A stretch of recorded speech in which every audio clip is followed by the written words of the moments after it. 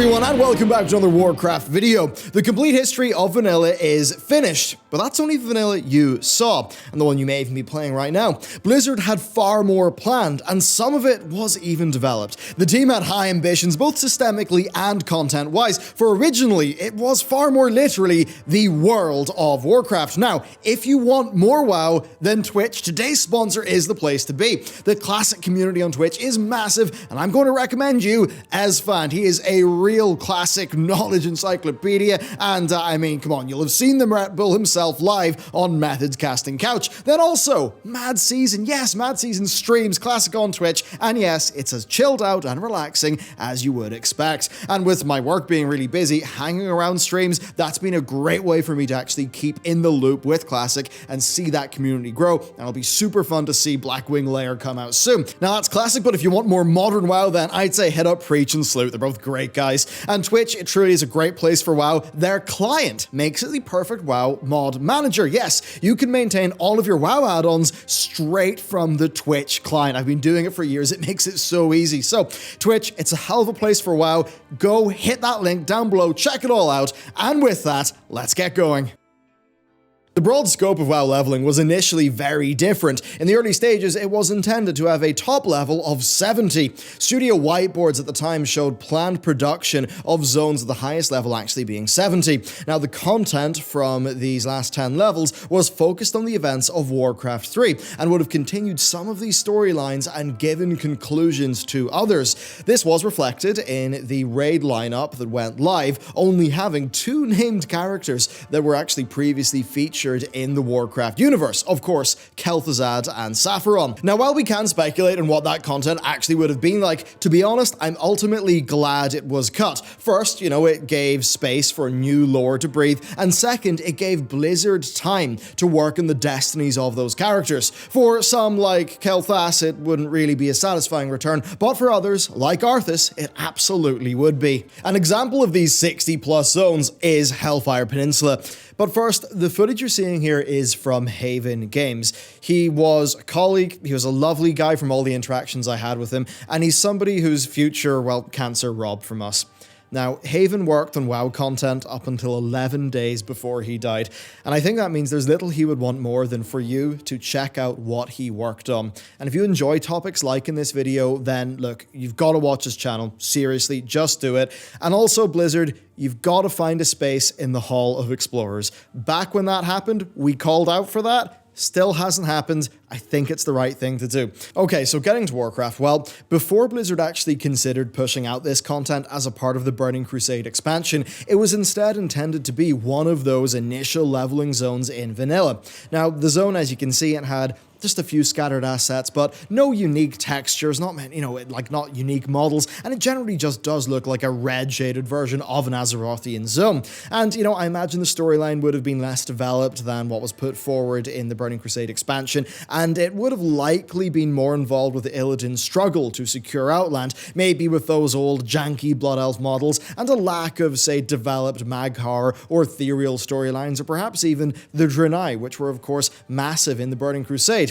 And one thing that you'll see is that the early 2000s were a more simple time. Game budgets were smaller than they are now, and seemingly the relatively small team were able to iterate quickly on new ideas, I think resulting in zones like, what you're going to see in this video actually entering into existence, where perhaps today they would be cut in the pre-production process. Mount HYJAL was a much anticipated zone, as it had played such a pivotal role in, of course, defeating the Legion at the end of Warcraft 3. Now, this zone was actually nearly finished at the launch of World of Warcraft, and it was even furnished with a decent amount of assets. HYJAL, though, would be unused until the Burning Crusades raid, but as a testament to player appreciation for the zone, it was one of vanilla's worst-kept secrets, with players routinely finding ways to get their way in and to explore the eerily silent zone. Still, even empty of NPCs, it was evocative of the Twilight of the Gods mission and had the skeleton of Archimonde entangled in its roots. There were even several under construction signs on the ascent, which seems like an arbitrary inclusion for Blizzard staff, leading me to believe that it was actually expected the players would be able to maybe find their way into this zone, and therefore those signposts were actually placed.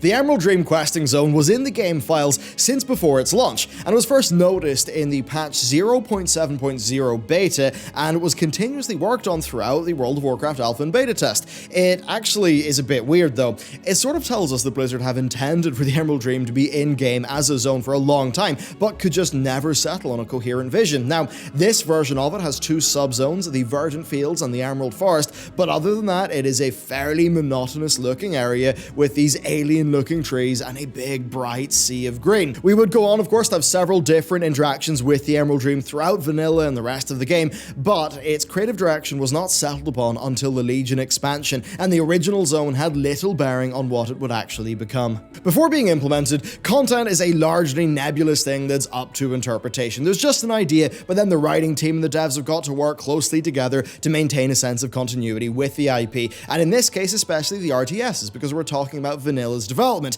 and of course by doing that to create a foundation for the game moving forward. And it's in this regard that Northrend changed massively from its first RTS incarnation through to Wrath of the Lich King. Now we can only guess as to what Blizzard would have included in the version they initially had planned out for vanilla's launch. I mean, we can assume it had Arthas' Landing, perhaps the entrance to HYJAL Nerub, and, you know, some other notable, like, parts of the RTS games. But for those to be the only things included, knowing how good Northrend turned out, I think it would have been a criminal waste of potential, much like, you know, with Outland, to actually have rushed Northrend into the game. Now, plans for Northrend only featured in the initial incarnations of vanilla world maps, and it was likely dropped very early on in production before any significant work was done. Looking at this in Outland, I think it's very much evidence that at its inception, the title World of Warcraft was extremely literal, but I think it's clear that as Blizzard entered, like, production, they realized that A, they couldn't get it all done, and B, that they would have just burnt through a lot of future potential. I mean, we covered Outland and Northrend here as cut content. Those are both places that drove key expansions that brought World of Warcraft to 12 million subscribers, and I've got to say, I think things would have turned out pretty darn differently indeed if Blizzard had have just shipped these more simple versions of zones at launch, and then kind of would have had nowhere to go for their immediate expansions. Goblins are a mainstay of the Warcraft canon. Vanilla, of course, launched with 4 independent questing hubs: Booty Bay, Gadget Sand, Ratchet, and Everlook, all ran by Goblins, and Goblins really just became a go-to neutral NPC to provide quests to players in contested zones, and it worked out quite well. Blizzard clearly had a love for Goblins, and as such, they actually intended to include Khazan and the Undermine in vanilla World of Warcraft. Now, this was only initially. No development was actually done on these areas, but we can imagine what it would have felt like considering the amount of Goblin architecture and culture that was already included in the base version of vanilla World of Warcraft. With zones covered, let's talk about instances. The GURUBASHI Catacombs was intended to be a 5 versus 5 battleground situated under the GURUBASHI arena. It was cut though during beta because the map itself did not quite suit the intended meta, so the battleground was too big and it had no objectives, and this meant the players found it a bit hard to actually find each other, and when they did, well, they just focused down clothies for an easy kill. Now, this was just experimentation, right? And Blizzard worked out that battlegrounds basically had to become objective driven, and that is what happened. Now, that said, this smaller form of gameplay, you know, it was so evocative that it was eventually reworked into the arena system and then launched as a core feature in the Burning Crusade. Next, the Caverns of Time. So the Bronze Dragon Wardens of the Caverns of Time played a very significant role in vanilla. From the opening of the gates to Anchorage to the creation of the legendary weapons, they were there. But the surreal structures of the caverns themselves, well, they were actually supposed to play a far larger role. Originally designed as a dungeon, it would have actually brought players through, like, historically significant parts of Azeroth's history, but that didn't actually end up happening. Now, it would have been speculated that players would have skipped from one time zone to the next, with each boss representing some sort of important figure from the development of Azeroth.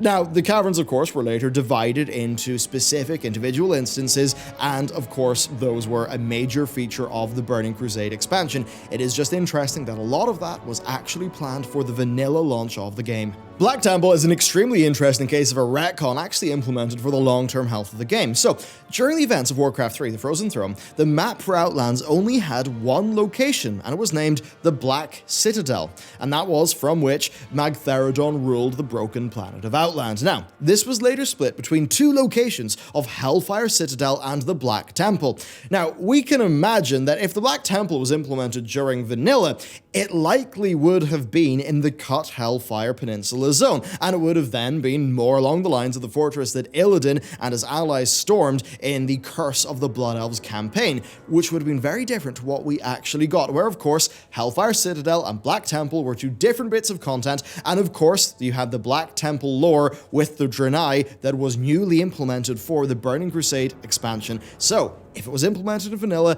actually the lore of the Draenei and that entire thing would have panned out pretty darn differently indeed. KARAZHAN is one of the most enjoyable and imaginative places in the game, but the devs initially had a slightly different direction, at least for a part of the place, one that was a hell of a lot more dark.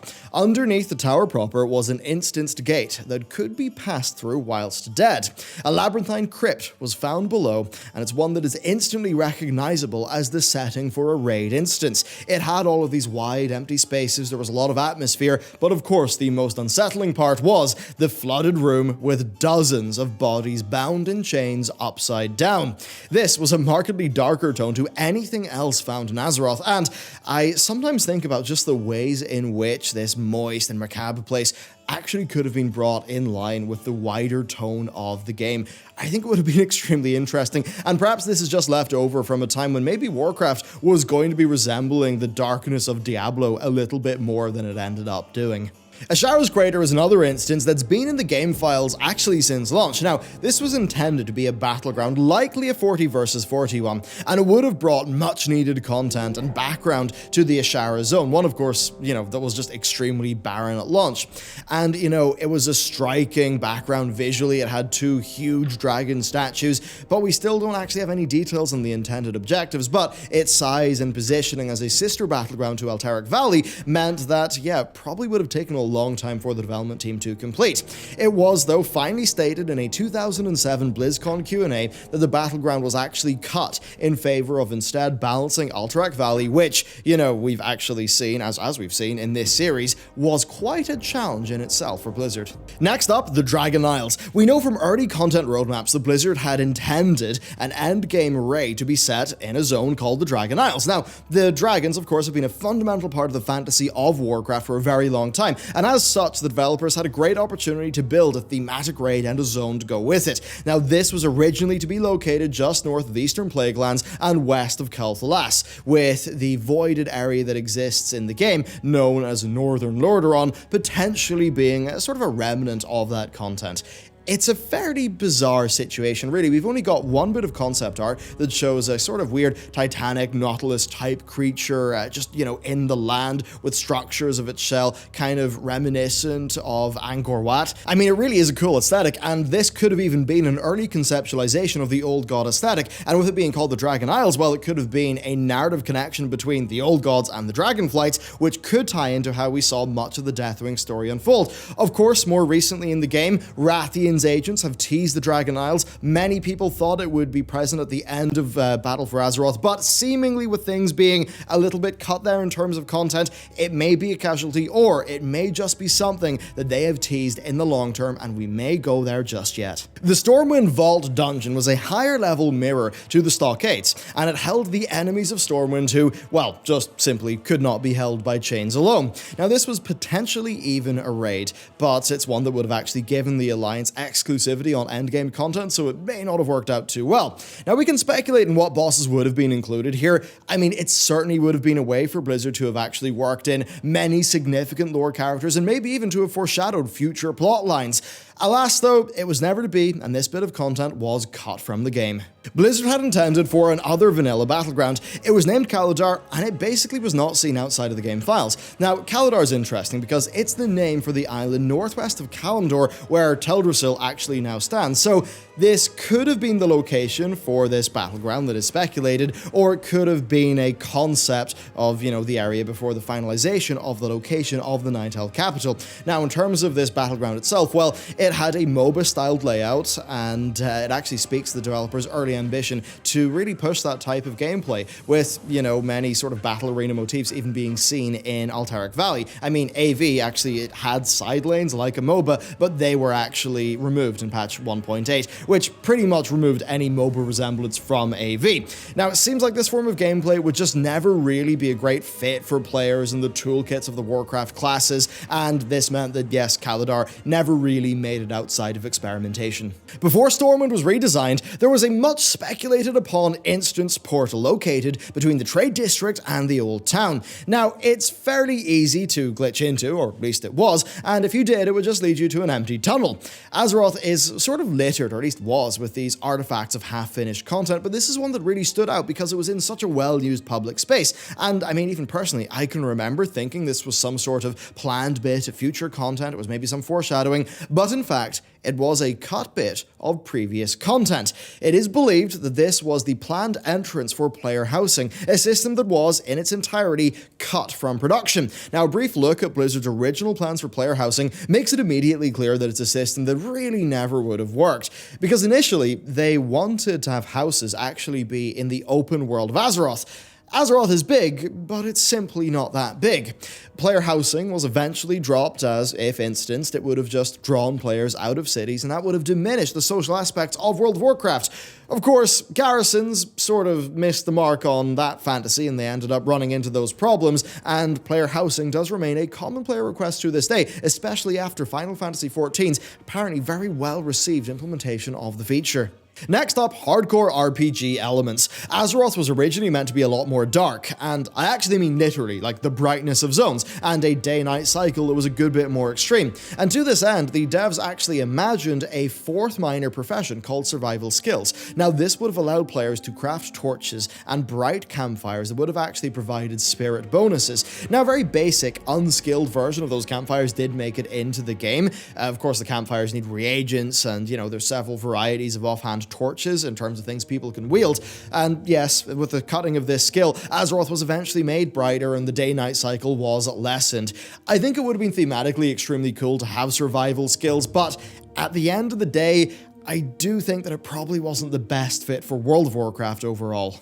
Next, a final point on what could have been with classes. More classes were conceptualized than ever actually made it into the game, and this initial lineup included necromancers and rune masters. Now, the necromancers, they were actually considered as a potential ranged DPS with the ability to summon in skeletons.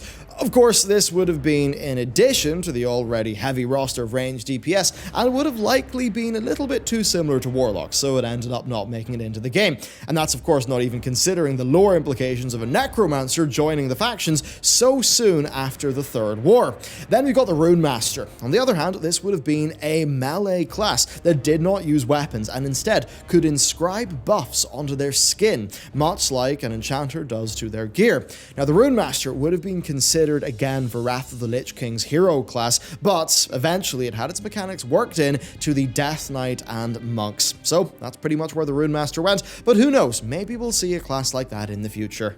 Now for a brief thought on the future. It's doubtful whether Blizzard will pursue Classic Plus, but I think here you kind of see that there's enough that doesn't really contradict future lore that actually could happen in a Classic Plus. Now, the content that we covered here, half-baked, it's experimental, maybe even doomed to failure, but I think it does show that within the scheme and the sort of scope of the original vanilla design philosophy, you know what, some of these things could be possible, and I'd be very interested if Classic World of Warcraft actually went down that route instead of just doing TBC and then Wrath and then pretty much being done. Because I do believe there is a hunger there for just that style of gameplay, but continued. And I think it would be a quite prudent business decision for Blizzard. So that is it for this video, and that is it for the complete history of vanilla World of Warcraft. But if you've not seen the other episodes, yeah, we did every single patch of vanilla. If you actually want to see the history of vanilla as it actually rolled out, well, there's a big series waiting for you. I think you'll love it, so you can check out the first episode here. And with that, thank you very much for watching this video,